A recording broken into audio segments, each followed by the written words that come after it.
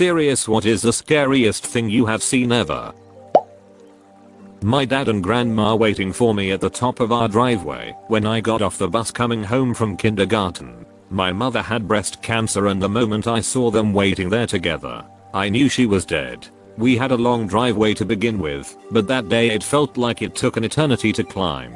I knew what they were going to say, but I still dreaded hearing it. I've never felt that kind of terror since. With my mom it was lymphatic cancer. I came home for lunch, school was only a block away, and I remember Nana scrubbing something in the kitchen. "Your father's in his room. He wants to talk with you," was all she said. Home in the middle of the day. By the time I reached the end of the hall, I knew what it was. My brother losing consciousness and falling down the stairs. He lay on the floor with his eyes open and blood coming out of his ear. He was fine after one day at the hospital, but I sure as heck thought I just witnessed the death of my brother. I have a somewhat similar story to this. My dad is diabetic, and unfortunately, he's one of those diabetics that don't take his condition seriously. For him, as long as he injects insulin and take his meds, he's good. A little over a year ago, at around 3 in the morning, I heard him go to the bathroom. I didn't really think much of it because he does go to the bathroom in the middle of the night quite often. Then, after about 15 minutes, I heard him throw up.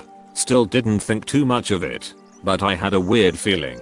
I then heard him slam the door open and leave the bathroom, dragging his feet against the floor. I jumped out of bed, and right as I was about to open my door, I heard a loud slam. I ran out into the hallway and found my dad unconscious, cold to the touch, with eyes wide open. I started slapping him and screaming for help, and thankfully everyone at home woke up. When my mom finally came out of their room, I ran downstairs and frantically grabbed a bottle of soda. By the time I got back upstairs, my dad had regained consciousness, but he was still kinda out of it. He drank some soda and that helped stabilize his blood sugar levels. We still don't quite know what happened, but our best guess is that he accidentally injected way too much insulin. He was fine the next day, but it scared the heck out of me and took me a while to get over because, just like you, I thought I witnessed the death of my father. This happened just this past weekend. Came home to find my brother blacked out, and when he came to, he could barely stand, walk, was in an altered mental state, talking like he was drunk. He hadn't eaten or drank anything but water in 3 days and had been sleeping pretty much around the clock. Turns out he's diabetic now and was experiencing diabetic ketoacidosis. Spent the weekend in the ICU. He blacked out because he was so dehydrated that his heart couldn't properly pump blood and his blood pressure was bottoming out while his heart rate was skyrocketing. His blood glucose was sky high. He's doing better now, thankfully, but I thought I was watching my big brother, my best friend, die right in front of me at the time. I was in your brother's place when I was 4. My mom says she took me to my pediatrician, who took one look at me and told my mom to leave and take me to the emergency room right away. Seeing my sweet, kind, terrified mother crying out for death as she dealt with a huge tumor in her esophagus that prevented her from swallowing, after having had brain surgery to remove another tumor to help with quality of life. Duck cancer. Was she not wanting to die, or did she want to because of the tumor? Just cause the way you worded it. I grew up in Tanzania. When I was 8, my family was driving home through the city at night and I saw a girl, probably not much older than me, running through traffic. Her clothes were ripped like someone tore them off of her. We made eye contact for a second and the genuine fear in her eyes is completely unforgettable. A man ran after her about 30 seconds later, pissed beyond belief. I obviously don't know the whole story, but I'm willing to bet she was trying to escape sexual abuse. I still wonder if he caught her, and if he did, if she made it out. When I went to visit my family in Bangladesh, we went through some interesting parts, but I still remember this one time a kid went up to us to ask for some money. He didn't get any money, and as my group in the car was driving away, I look back and see some older man pinching the boy for not being able to get any money. I don't know his story, but I get the feeling that he's just being exploited. It's sad. The Black Saturday bushfires. We were in a small town where my grandmother lived, helping her pack up to get to safety. The fire was moving so fast we had maybe 1 minute to move if they sounded the warning to leave. Watching the horizon change color from black to a dark orange to a full wall of flames in a matter of minutes is ducking intense. The trees exploded from the intensity of the heat, making these dull popping sounds amongst what sounded like rain from ash and embers falling everywhere. It's worth noting that the town is nestled amongst a bunch of hills and dense bushland with treacherous terrain, and we were almost completely surrounded. Every hill glowed for hours. Another convict begging the coast not to let him die as he nearly bled out after having his throat cut from ear to ear. It was the begging that I can't forget. I had seen someone killed before, and it didn't affect me nearly as much. Finding this young dude after he'd been stabbed like 7 times and trying to comfort him. I knew the guy was going to die, and I think he did too. About a year of sleepless nights and a moderate case of PTSD later, I've come to terms with what happened. I watched a girl get hit by a car and stopped to help. The panic I had when the guy who got there first said there was no pulse. Lucky in that case he just didn't know how to take a pulse. But 18 months later, and I still wonder how she's doing. It's like the old Chinese Buddhist proverb, if you save a life, you're responsible for it. Only I can see how you'd still feel it, even if you couldn't do anything. Someone already covered 9/11. So I'll add one that's more existential: fear seeing my dad in recovery after heart surgery. It was only then I really realized how mortal and vulnerable he was, and that he wasn't going to be around forever. Yes, my dad's been one of those guys who never seems to age. I remember him doing cartwheels in the backyard with me at age 50, doing a ton of biking and camping in his 60s, etc. He had back surgery a few years ago, early 70s, and when I saw him after, he wasn't recovering well, and he looked like he'd aged 20 years since I'd seen him a few weeks before. He could barely walk, heavily medicated, so he was really out of it and everything.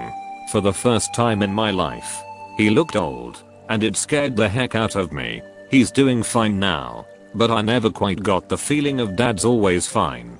He'll outlive us all back. I survived a plane crash.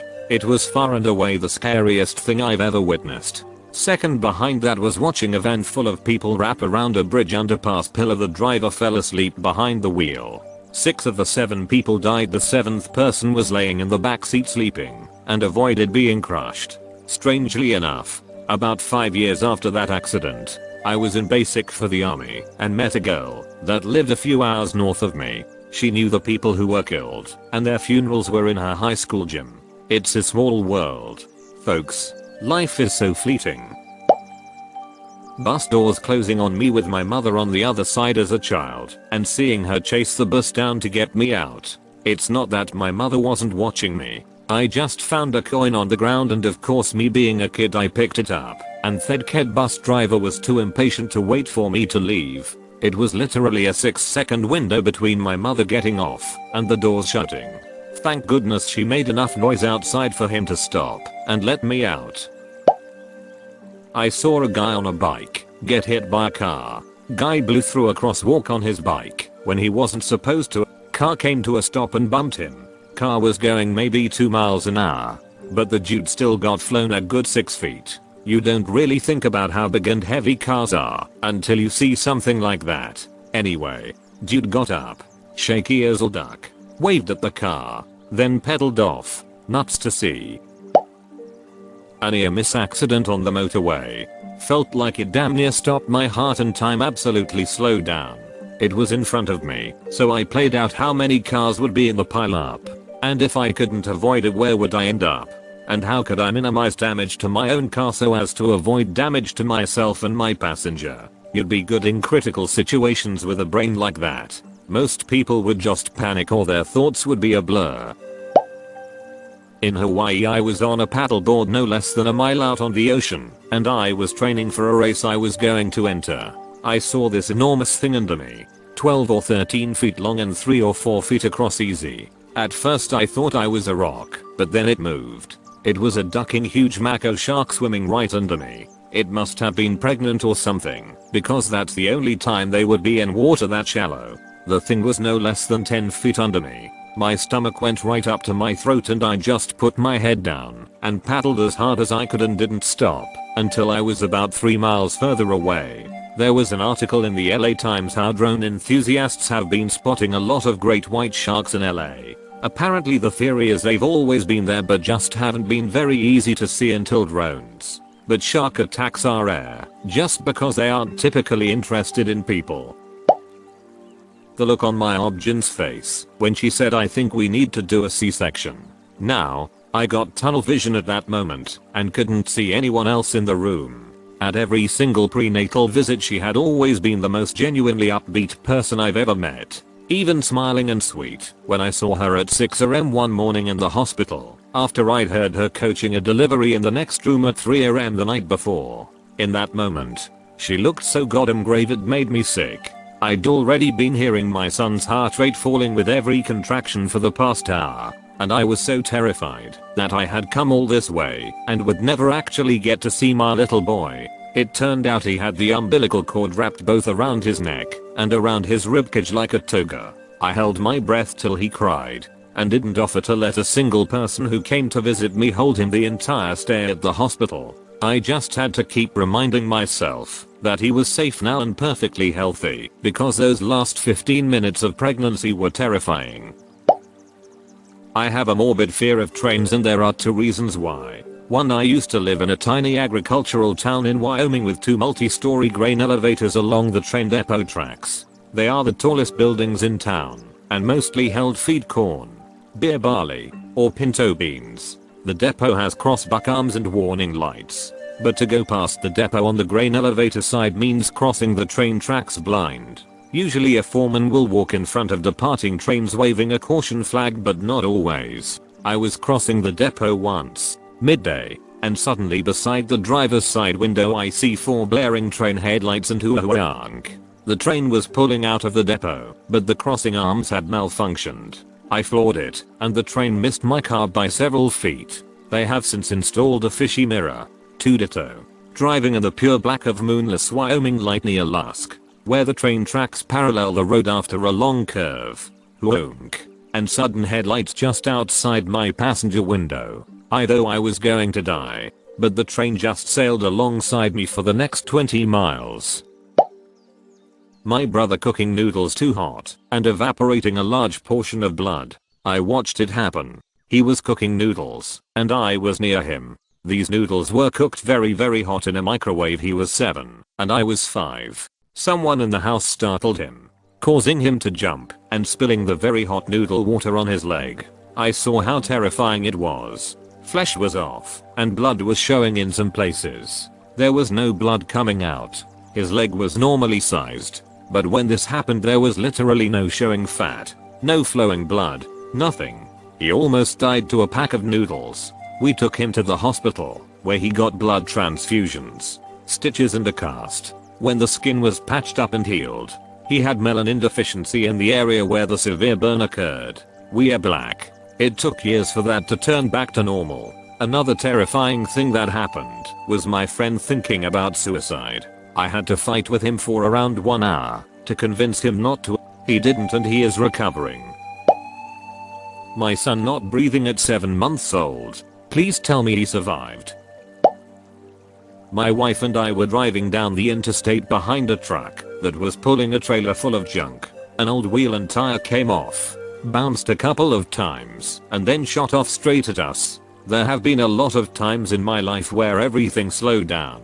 Every other time, I've been able to calmly collect my thoughts and do what I needed to do. I'm a nurse and people's lives have been saved by my ability to do that. This was the only time where I just couldn't think of a single thing to do and started to mentally prepare that this tire hitting me in the face was what was going to end my life. I turned the wheel a little bit so that I would take the brunt of the hit and not my wife. Then I just waited and hoped the wreck wouldn't kill her too.